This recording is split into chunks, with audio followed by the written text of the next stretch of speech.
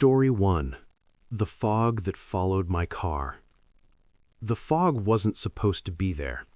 It was 2:17 a.m. when I pulled onto the highway outside town, and the sky was completely clear. No clouds, no mist, nothing but the empty road stretching ahead of me under cold yellow streetlights. But about 10 minutes into the drive, the world disappeared. The fog rolled in like a curtain being pulled across the road. One second I could see miles ahead. The next, I could barely see the hood of my car. I slowed down immediately, gripping the steering wheel tighter. I live in northern Pennsylvania, so fog isn't exactly rare, but this felt different. It was too thick, too sudden, and too quiet. The radio crackled with static before dying completely. No music, no talk show host, just a long hiss of silence. Great, I muttered. My phone had already lost signal when I left the last gas station 20 minutes earlier. I was heading home from a late shift at a security company across town. Normally, the drive took 30 minutes, but in that fog, it felt endless. The headlights carved two dull tunnels through the white haze as I crept along at barely 25 miles per hour. That's when I noticed the car behind me. Two faint headlights appeared in my rearview mirror. At first, I was relieved. Another driver meant I wasn't completely alone on the road. But something about the lights bothered me. They never got closer. No matter how slow I drove, the car behind me stayed exactly the same distance away, perfectly centered in my mirror, like it was matching my speed perfectly. For 15 minutes, the headlights followed. Never passing, never falling behind, just there, watching. Eventually, curiosity got the better of me. I slowed down even more, 20 miles per hour, then 15. The headlights behind me slowed too, exactly. My stomach tightened. Okay, that was weird. So I tried something else. I tapped my brakes suddenly. The red glow lit the fog behind me. But the headlights didn't react. No brake lights, no sudden shift. They just stayed there, unmoving. My heart started beating faster.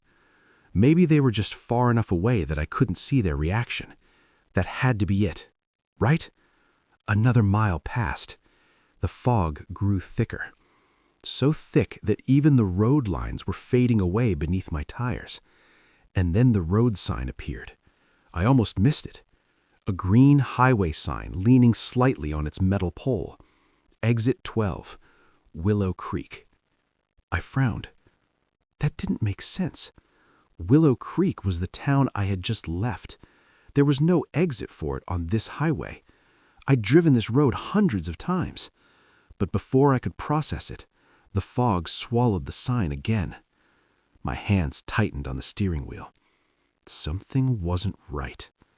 Then, the headlights behind me blinked. Just once. I checked the mirror again. Still there. Same distance. Same brightness. Still no visible car body behind them. Just two floating lights inside the fog. And suddenly, they looked closer. Not by much, but enough to make my chest tighten. I pressed the gas slightly. 30 miles per hour now. The headlights matched my speed again. Still following. Still silent. I told myself to relax. It was probably just another driver stuck in the fog like me. But then I noticed something else. The lights were too high, like they were mounted on a vehicle taller than a normal car. A truck, maybe, except I still couldn't see the shape of it. No grille, no windshield reflection, just two lights floating in the fog, watching. My pulse thumped in my ears. Then the road sign appeared again. Exit 12, Willow Creek. The same sign, the same crooked pole, the same scratch across the letter W. My stomach dropped. That wasn't possible. I had driven straight the entire time. No turns, no loops, no exits. But there it was again, the exact same sign. Behind me, the headlights flickered, and for the first time, they moved closer. Not gradually, not like a normal car accelerating. They simply appeared closer, like something had skipped a few seconds of distance. I slammed the accelerator. My car roared up to 50 miles per hour. The fog whipped past the windshield like white smoke. The headlights stayed behind me. But now I could see something new. A shape. Tall, narrow, and wrong. It wasn't a truck. It wasn't a car. It was too thin, too tall, like something standing upright on the road. My breathing became shallow. I didn't look back again. I just drove. Faster. 60. 70. The road blurred beneath the tires. And then, the fog ended. Just like that. The night sky returned, clear and open. The road stretched normally ahead of me again. No fog, no strange silence. My radio snapped back to life mid-song. I slowed down, shaking, and checked my mirror. The road behind me was empty. No headlights, no car, nothing. Just darkness. I pulled over a mile later at a gas station that stayed open all night. The clerk asked if I was okay. Apparently, I looked like I'd seen a ghost. I laughed it off and bought coffee. But before leaving, I checked the map on my phone. That highway doesn't have an exit 12, and Willow Creek is over 40 miles away from where I saw the sign. But the part that still keeps me awake at night is what my dash cam recorded. Because when I finally checked the footage later, the fog never appeared on camera. The road was completely clear the entire time, and in the rearview mirror, there were no headlights, just empty road. But near the end of the video, for a single frame, something tall and thin runs across the road behind my car. Too fast to see clearly, too tall to be human, and moving the same direction I was driving. Story 2. The figure standing in the fog. The fog wasn't there when my shift started. It was 1:08 a.m., and the entire industrial park was silent except for the distant hum of highway traffic. I was sitting alone in the security booth outside an abandoned warehouse complex on the edge of town. The place had been shut down for almost 8 years, but companies still hired night guards to keep vandals and urban explorers out, which is how I ended up there. 8 hours, one booth, one gate, and absolutely nothing happening. Most nights were painfully boring. I'd watch cameras, drink bad coffee, and count the minutes until sunrise. But that night, the fog arrived. At first, it was just a thin layer creeping across the empty parking lot. I noticed it on camera 4, a pale haze sliding slowly along the asphalt like smoke. I leaned closer to the monitor. The weather forecast hadn't mentioned fog, and this part of town rarely got any. But within minutes, the haze thickened. The camera started struggling to see through it. Camera 1, the entrance gate, turned into a white blur. Camera 2, the loading docks, faded completely. By 1:17 a.m., every outside camera showed nothing but fog. The entire warehouse complex was swallowed. I stepped outside the booth to check. Cold air hit my face immediately. The fog was thick, thicker than anything I'd ever seen. It muffled the world. Even the distant highway noise had vanished. It felt like the entire area had been sealed inside a quiet bubble. I walked a few steps toward the gate. Visibility was maybe 20 feet. Beyond that, nothing. Just white. Great, I muttered. Fog meant boredom was about to get worse. So I went back inside the booth. But something about it felt wrong. The fog hadn't drifted in naturally. It had rolled in all at once, like someone had flipped a switch. I shook the thought away and sat back down. That's when camera 3 flickered. A shadow moved across the screen. I leaned forward. The loading dock camera was barely visible through the fog, but something had definitely moved. Probably an animal. A stray dog, maybe. Still, protocol said I had to check. So I grabbed my flashlight and radio. The fog outside had grown thicker. The beam of my flashlight barely cut through it. Every step felt like walking into milk. The warehouse loomed somewhere ahead of me, but I could only see fragments of it through the mist. Metal walls, rusting doors, broken windows. I reached the loading dock area, and that's when I saw it. A silhouette standing in the fog, about 30 feet away. My heart skipped. "Hello?" I called. No response. The figure didn't move, didn't speak, didn't react. My radio crackled suddenly. "Unit 3, status check?" "Dispatch." I grabbed the radio quickly. "Unit 3 here. I might have a trespasser near the loading docks." "Copy that," dispatch said. "Do you need backup?" I looked back at the figure. Still there, still staring. Something about it made my back of the neck crawl. "Stand by," I said. Then I took another step closer. The fog shifted again, and for just a second, the figure disappeared. I froze. My flashlight beam swept left, then right. Nothing. Empty fog. My pulse began to race. Maybe it had walked away. Maybe I imagined it. Then my flashlight landed on the warehouse wall, and I saw something that made my stomach drop. Footprints. But they weren't human. They were long, narrow, and deeper than normal footprints, like something very heavy had stepped there. I followed them with the flashlight. They led straight toward me, then stopped, right in front of where I was standing. But I hadn't seen anyone approach. The fog behind me shifted. A faint sound echoed through the mist. Footsteps, slow, dragging, directly behind me. I spun around. The flashlight beam cut through the fog and landed on the figure. Only now it was 10 feet away. My breath caught in my throat. I hadn't heard it move, hadn't seen it walk, but it was closer, much closer. And now I could see its face, or what should have been a face. There were no features, no eyes, no mouth. Just smooth, pale skin stretched across its head like a blank mask. My entire body locked up. The figure leaned forward slightly, studying me. Then it took a step.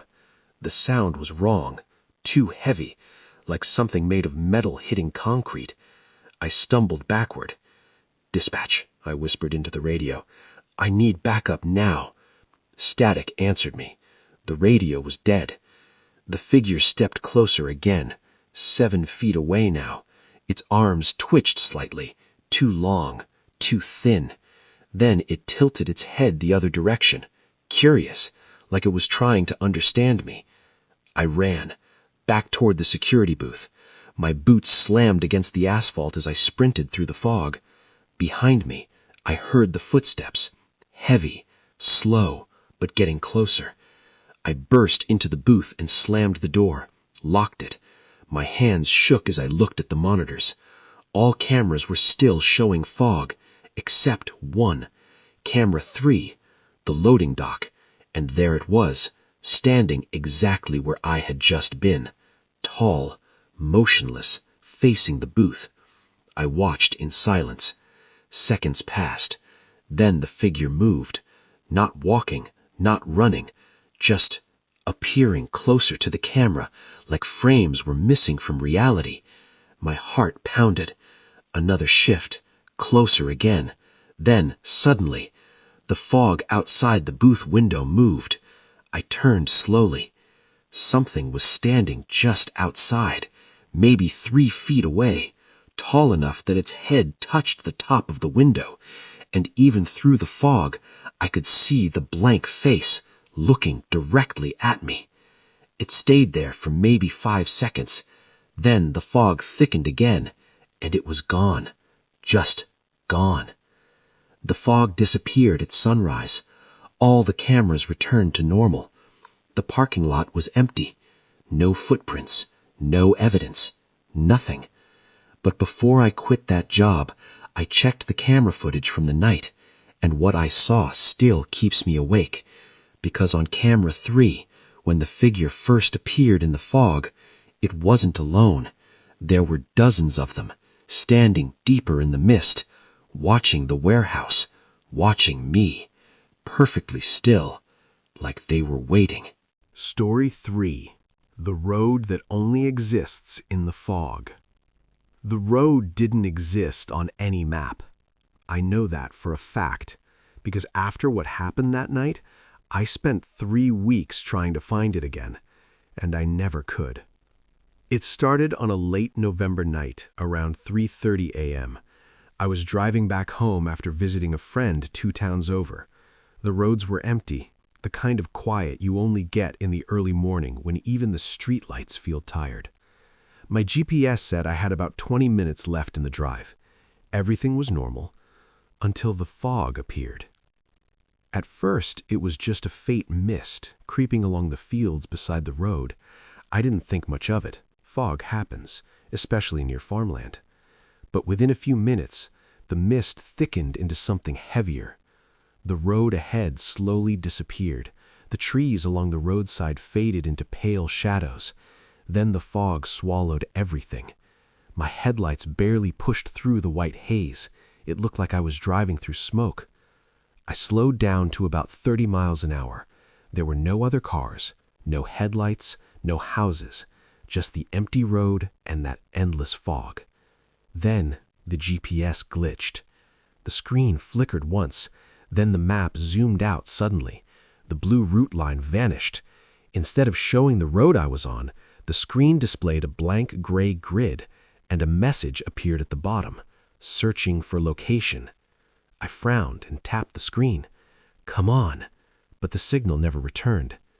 That's when I noticed something strange about the road. It had changed. The asphalt was darker now, almost black, like it had been recently paved. The lane markings were gone too. No yellow lines, no white edges, just a narrow stretch of road disappearing into fog. I slowed even more. Something didn't feel right. I knew this highway well. I'd driven it dozens of times. It had clear markings, guardrails, road signs. But now there was nothing, just fog and road and silence. Even the sound of my engine felt muted, like the fog was absorbing it. I considered turning around, but before I could make that decision, a road sign appeared in the fog ahead. I slowed to a crawl. The headlights revealed an old wooden sign leaning slightly to one side. The paint was faded. The letters looked hand-carved. It read, Raven Hollow, 2 miles. I had never heard of Raven Hollow. Not once, and I grew up in that area. Still, I figured it must be some tiny rural road or abandoned settlement. Places like that exist all over the countryside. So I kept driving. But the deeper I went into the fog, the stranger things became. The road narrowed. The trees grew closer together. Their branches stretched over the road like skeletal fingers. And then I saw the first house. It appeared suddenly on the right side of the road, an old farmhouse. The windows were dark, the porch sagged slightly, and the yard looked untouched, like no one had walked there in years. I slowed down to look. Something about the place felt frozen, like time had stopped. Then I noticed the car in the driveway. It was an old sedan, probably from the late 1970s, covered in dust, and sitting inside the driver's seat was a person. At least, I thought it was a person, but they weren't moving. They were just sitting there, staring straight ahead. My headlights briefly illuminated the face, pale, expressionless, and the eyes were open too wide. I pressed the gas pedal and kept driving. The house vanished behind me in the fog, but more houses appeared, every few hundred feet, all abandoned, all silent, and every single one had a car parked outside, and someone sitting inside, still, motionless, watching. None of them moved, none of them blinked, But as my car rolled slowly through the square, every head turned, following me at the same time. I slammed the gas pedal. My tires screeched against the pavement as I sped through the town. The road curved sharply and disappeared back into the fog. I didn't look back, didn't slow down. I just drove and drove and drove. Finally, after what felt like forever, the fog ended. Just like that. The road returned to normal. The yellow lines reappeared. My GPS came back to life. The screen recalculated my route, and a message popped up. Continue straight for 4 miles. I pulled over on the side of the road, shaking. I checked the time, 3:42 a.m., but according to the GPS, I had only traveled 1 mile. The entire town of Raven Hollow had taken less than 60 seconds to drive through. I sat there for a long time before continuing home. The next day, I started searching. Maps, old town records, historical archives. But Raven Hollow didn't exist. Not in any county record, not on any map, not in any historical document. It was like the place had never been real. But about a week later, I found something. A small article buried inside a newspaper archive from 1963. The headline read, "Entire Town Missing After Highway Fog Incident." The article described a small farming town called Raven Hollow, population 214. One night in November, a dense fog rolled across the valley. The next morning, the town was empty. Cars were found abandoned, homes untouched, but every resident had vanished. No bodies were ever found. No explanation was ever given. Authorities eventually closed the case, and the town was removed from official records when the highway was rebuilt years later. But the part that still terrifies me is something I noticed in my rearview mirror that night, right before the fog cleared. One of the cars in the town square had started moving, slowly pulling out of its parking spot and turning onto the road. The same road I was driving. Behind me, somewhere inside the fog. And sometimes, when the weather gets cold and the night is quiet, I swear I see headlights behind my car in the rearview mirror, headlights that weren't there a moment ago, following me, waiting for the fog to come back.